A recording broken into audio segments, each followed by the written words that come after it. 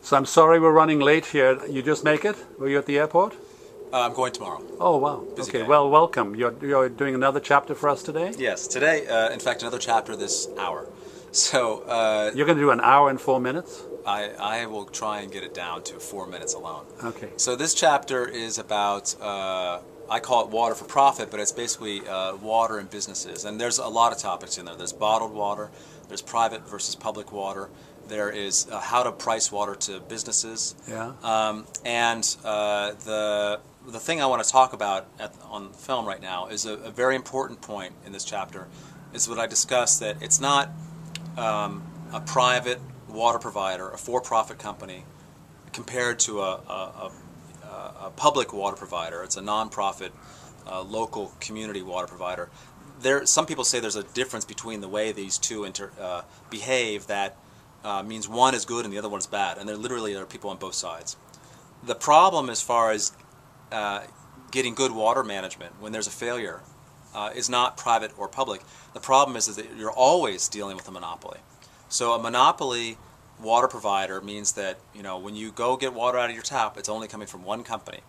And if you want another company to deliver water, you can't get it because they have a legal monopoly and what's called a natural monopoly.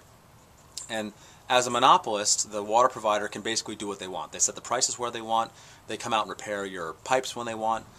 They put pipes in whatever community they feel like. So the monopolist is the one that's going to decide how water policies are implemented, and that's where we as citizens have to have a lot more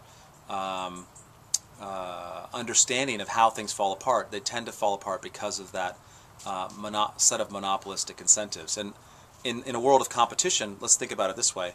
In a world of competition, if you didn't like the water provider, you go get another one. If you don't like your phone, you go get a different service. If you don't like your shoes, you get a different pair of shoes.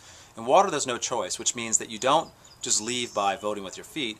You've got to go to whatever body is regulating this organization or the organization itself and try and convince it to change what it's doing. And that's possible because, as I mentioned in the earlier segment, water provision is almost always local. So it's actually much easier to talk to your water provider than, for example, the head of the post office who might be at the Capitol.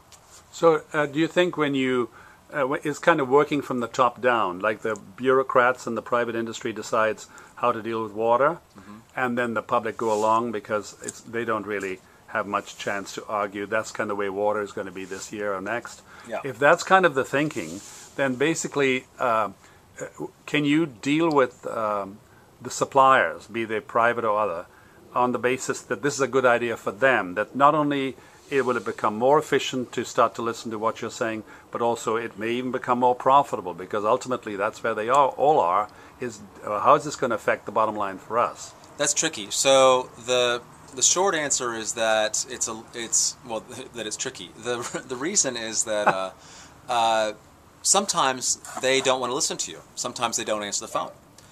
Sometimes they listen to you and they don't like your idea, so they don't do anything about it. Sometimes they can't make a profit if they do better because it's a non-profit organization or because they're not allowed to make a profit. So it's very difficult to get the incentives straight for private or public water managers.